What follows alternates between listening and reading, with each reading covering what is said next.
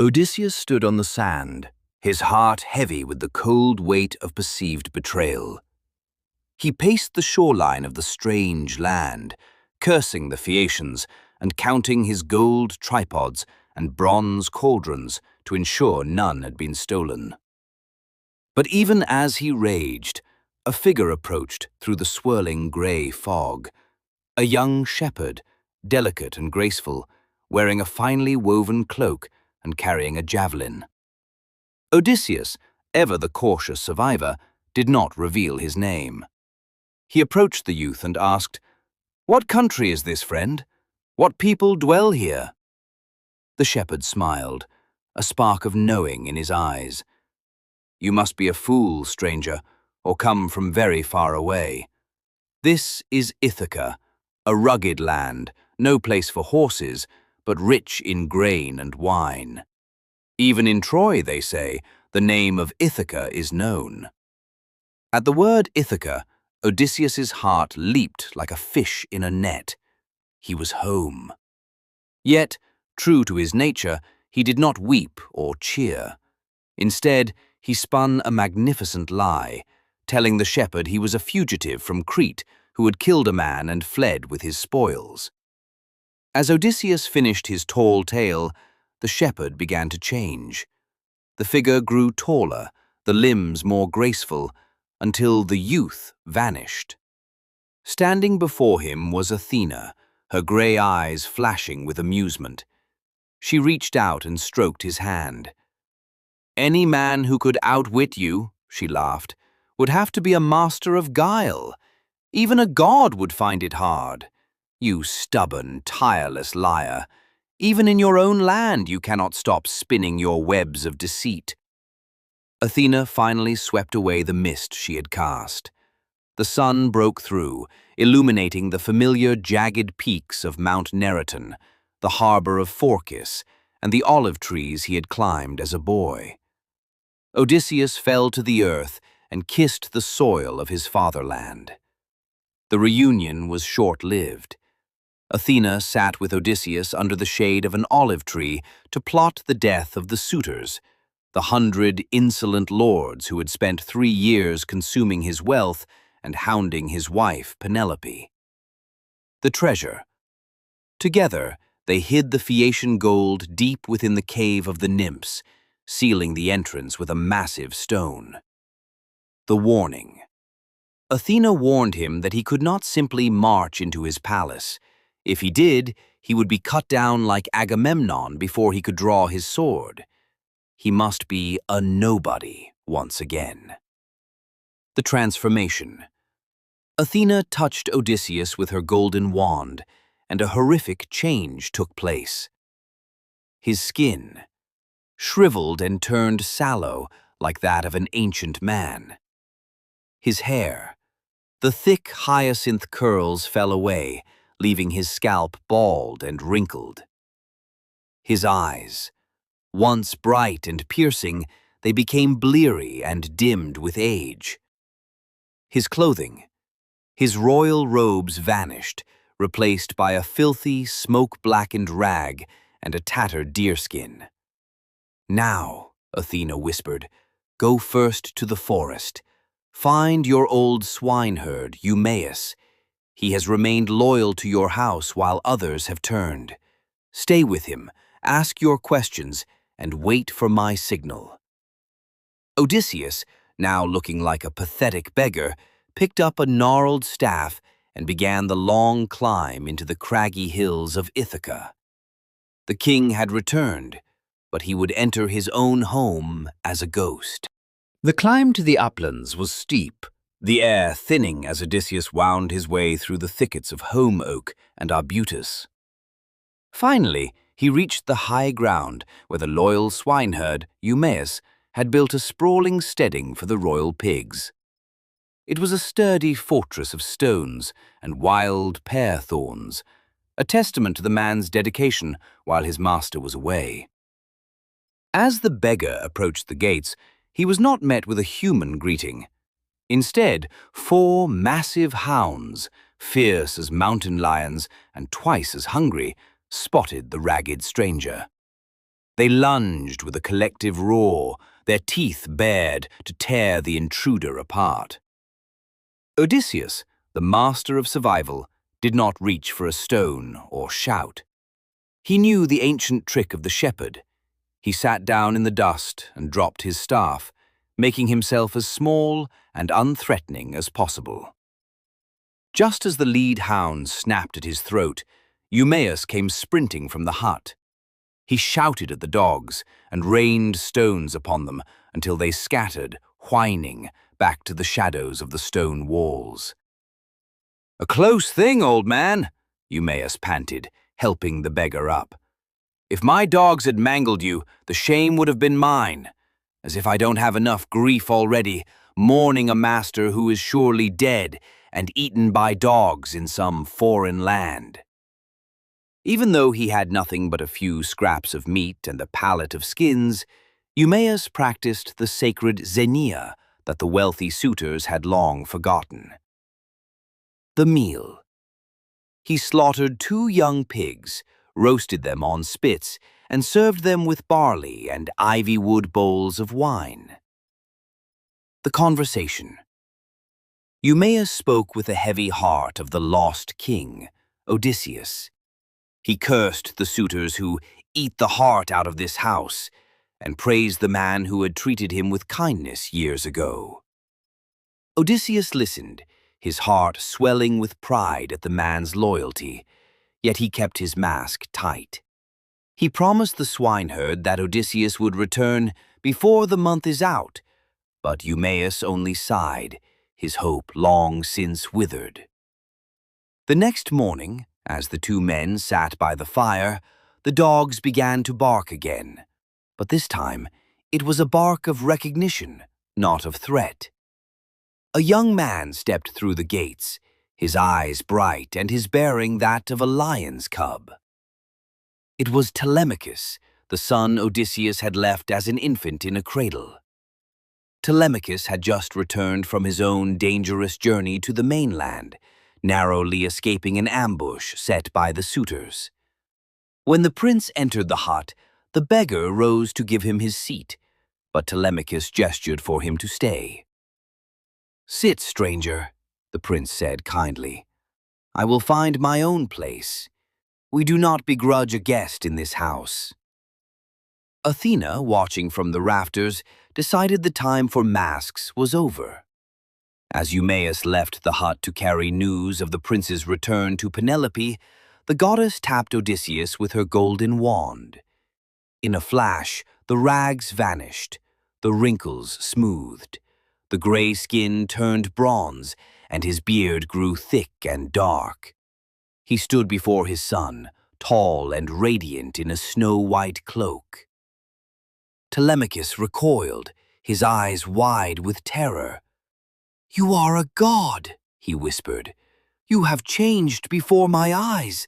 Have mercy on us."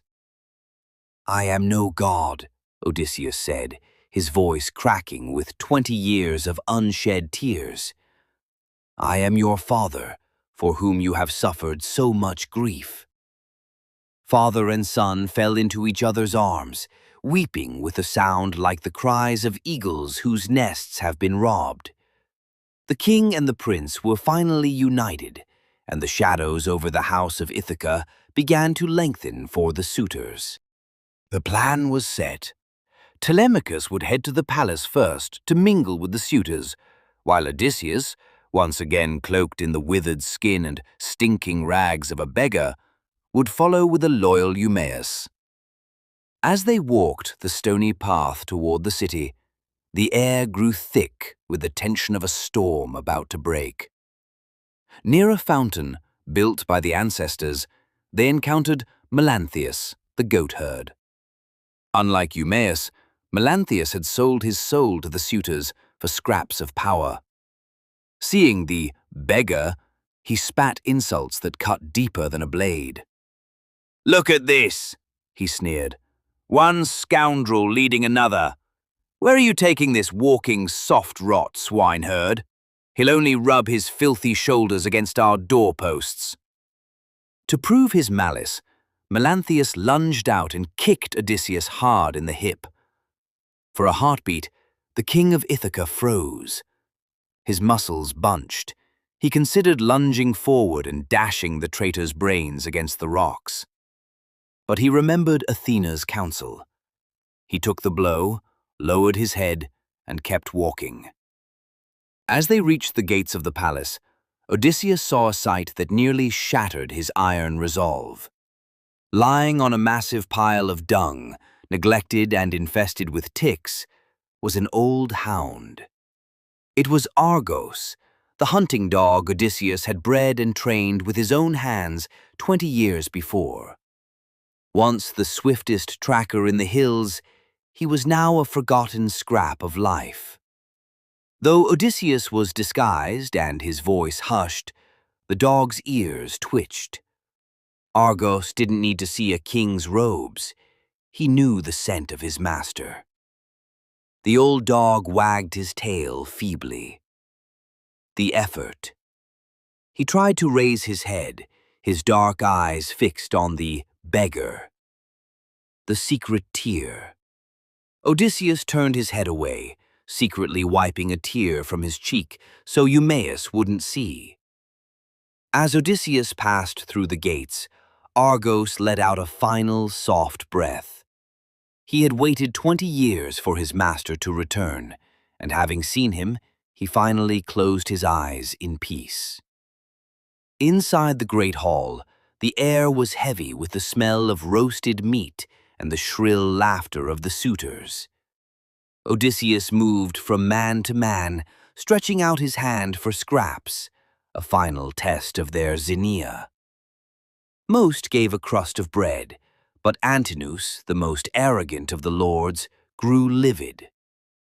"What god brought this plague inside?" Antinous roared. "Get away from my table, you wretched scavenger!" Odysseus did not flinch. "You have the face of a king," he said calmly, "but the heart of a beggar. You sit at another man's table and cannot even find a crumb for a traveler?"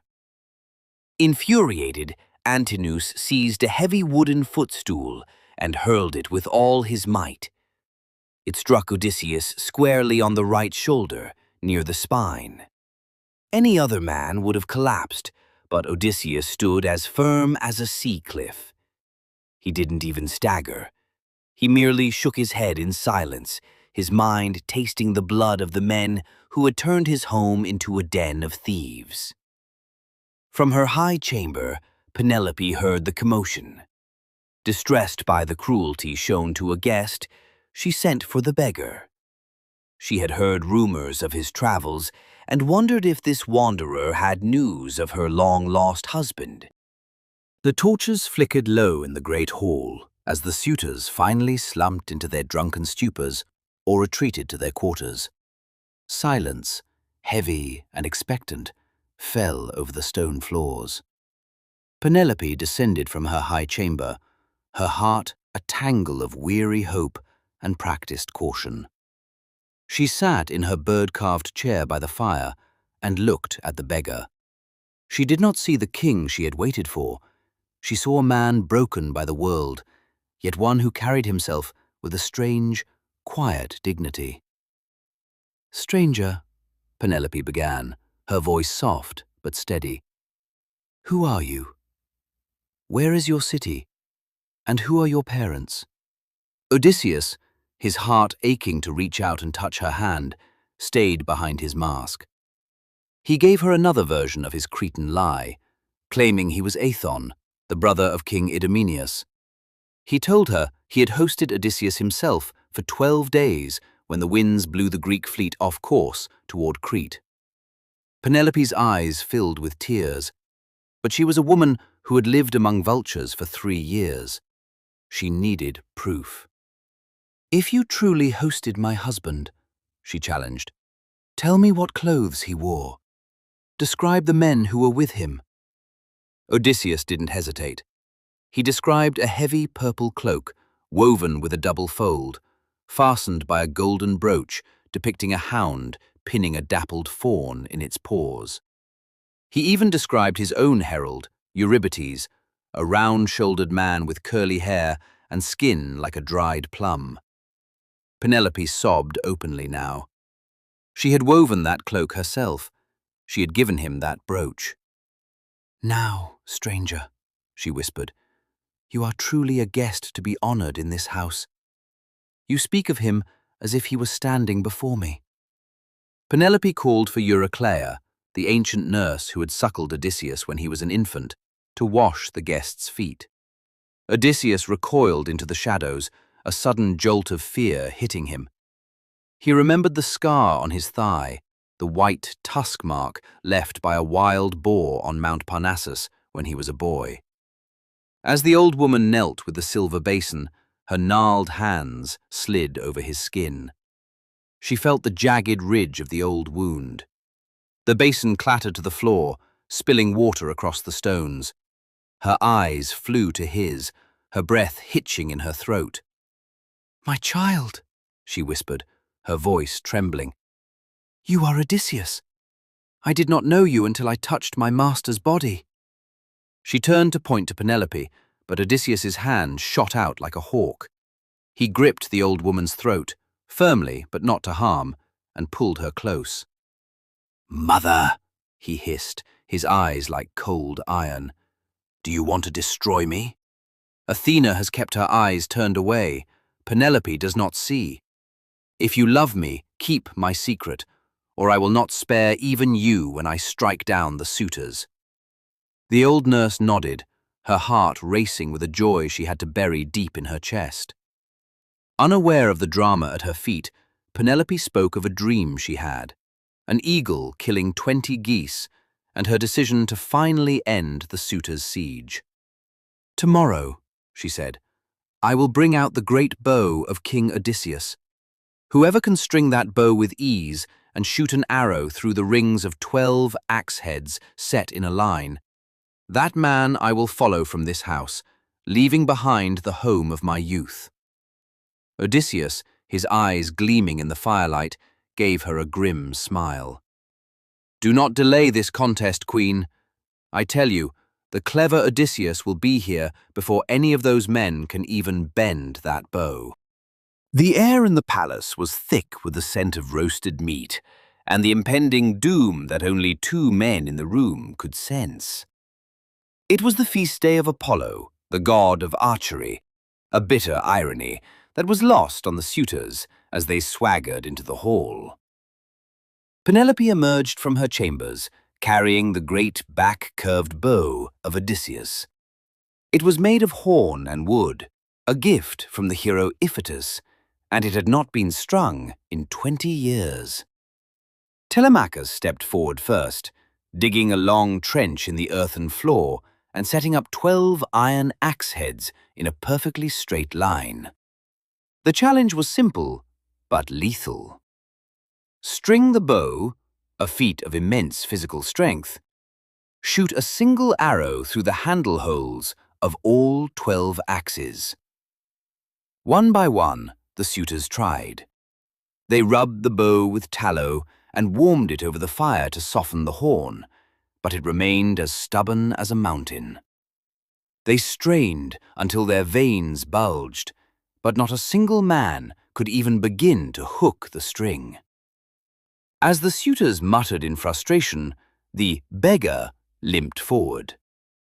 A wave of derisive laughter rippled through the hall. "Let me try the bow," Odysseus said, his voice a low rasp, "just to see if there is any of the old strength left in these withered arms." Antinous exploded in rage, threatening to have the beggar dragged out and mutilated, but Penelope intervened. With a cold, regal dignity, she insisted the guest be allowed his turn. To protect her, Telemachus ordered his mother back to her quarters. He did not want her to see the blood that was about to water the floors. Odysseus took the bow in his hands. He didn't rush. He turned it over, checking the horn for wormholes or rot, his touch almost a caress. The suitors mocked him, calling him a bow expert and a nosy old tramp. Then, with the effortless grace of a bard stringing a new peg on a lyre, Odysseus leaned back. With one fluid motion, he brought the string to the notch. The sound. He plucked the string, and it gave off a high, clear note like the cry of a swallow. The faces of the suitors drained of color. Zeus thundered overhead, a single, sharp crack of omen. Odysseus picked up a feathered arrow from the table. Without even sitting down, he drew the string to his ear and let fly. The bronze-weighted shaft hissed through the air, passing through the eye of every single axe head without grazing the iron. It thudded into the far wall. Odysseus turned to Telemachus, a grim light in his bleary eyes. "The stranger has not disgraced you, my son," he said. "But now it is time to prepare a different kind of feast." He stripped away his rags. In a heartbeat, the death-like sleep of his disguise vanished. He leaped onto the high stone threshold, his muscles rippling like the sea, and poured the quiver of deadly arrows out at his feet. "The contest is over," he bellowed, his voice shaking the rafters. "Now I shall see if I can hit a mark that no man has ever hit before." Before Antinous could even lift his golden cup to his lips, Odysseus loosed the first arrow. It caught the suitor in the throat, the bronze point passing clean through the neck. He fell, the cup clattering to the floor, his blood mixing with the spilled wine. "Dogs!" Odysseus cried, as the suitors scrambled for weapons they had secretly been stripped of by Telemachus the night before. "You thought I would never return from Troy. You bled my house, you hounded my wife, and you feared neither the gods nor the laws of men. Now, your death day is here." The hall, once a place of revelry, became a trap. With Telemachus, Eumaeus, and the loyal cowherd at his side, Odysseus began the grim work of reclaiming his throne. The air in the hall turned from the scent of roasted meat to the metallic tang of blood. The suitors, once bold and mocking, now scrambled like rats in a flooded cellar. They reached for the swords and shields that usually hung upon the walls, only to find the stone bare. Telemachus had hidden them all the night before. Eurymachus, the silver-tongued manipulator, tried one last desperate plea. "If you are truly Odysseus of Ithaca, you speak the truth. But the man who led us to this is already dead, Antinous. Spare your people, and we will repay everything we have consumed." Odysseus's eyes were like flint. "Not if you gave me your entire paternal estates, Eurymachus, would I stay my hands from slaughter, until every one of you has paid for your insolence." Odysseus loosed arrow after arrow, each one finding the heart or liver of a suitor. Telemachus, Eumaeus, and Philoetius stood at his side, bristling with bronze spears, cutting down any who tried to rush the threshold. The Aegis. Above them, the great Aegis, the shield of Athena, suddenly shimmered in the air. The sight of the goddess's power broke the suitors' remaining will. They fled to the corners of the hall like cattle pursued by gadflies, only to be struck down in the shadows. When the dust settled, the hall was silent, save for the labored breathing of the 4 victors and the dripping of gore from the tables. Odysseus stood among the corpses, looking like a lion that had just finished a kill, his hands and feet splattered with the red rain of justice. The hall was cleansed, the bodies removed, and the sulphur fires lit to purify the air. Only then did Penelope descend. She sat across from the man in the firelight, her face a mask of marble. Telemachus grew angry at her silence. "Mother, how can you be so hard-hearted? Your husband is home after 20 years, and you sit there like a statue." "My child," she said softly, her eyes never leaving Odysseus. "If this is truly he, we have signs that only the two of us know."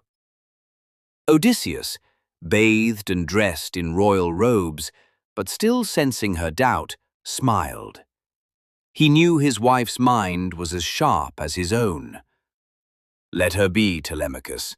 She is testing me." Penelope turned to the nurse, Eurycleia. "Nurse, move the great bed out of the bridal chamber, the one the king built with his own hands, and spread it with fleeces for this guest to sleep on." Odysseus's smile vanished. For the first time, he looked truly shaken. "Woman," he cried, "who has moved my bed? No mortal man, however strong, could shift it. I built it myself around the trunk of a living olive tree that grew in the courtyard. I shaped the wood, inlaid it with silver and gold, and used the roots as the very foundation of the bedpost. Unless someone has sawn through the trunk, that bed cannot be moved." At these words, Penelope's knees gave way. That secret, the bed rooted into the earth, was known to only 3 people: Odysseus, Penelope, and one loyal servant. She ran to him, throwing her arms around his neck and kissing his weathered face. "Do not be angry with me, Odysseus. The gods gave us a life of grief, but I had to arm my heart against the frauds of men. Now I know you are home." They wept together. The man who had survived the Scylla and the Charybdis, and the woman who had survived 20 years of predatory silence. That night, Athena held back the dawn, lengthening the shadows so the king and queen of Ithaca could tell their stories and rediscover the love that time, war, and monsters had failed to destroy. The slaughter in the hall was over, but the air of Ithaca was still thick with the scent of unspent blood. Odysseus knew that the families of the 100 dead suitors, the kings and lords of the neighboring islands, would not sit idly by. Yet, before he could face a war, he had one last debt of the heart to pay. He traveled into the rugged upland country to a small, well-tended vineyard. There he found an old man, dressed in a filthy, patched tunic and goatskin leggings, digging around the roots of a sapling. This was Laertes, the former king of Ithaca and Odysseus's father. In his grief for his son and his late wife, he had abandoned the palace to live like a peasant, his spirit withered by 20 years of mourning. Odysseus watched from the shade of a pear tree, his heart breaking at the sight of the old king's frailty. Again, the habit of the cunning one took over. He began to spin a lie to the old man, testing his memory. But when Laertes began to weep, flinging the dust of the earth over his grey head in despair, Odysseus could bear it no longer. "I am he, father! I am the son you long for! I have come back in the 20th year to my own land." Laertes stumbled back, his eyes clouded. "If you are Odysseus, give me a sign," he whispered.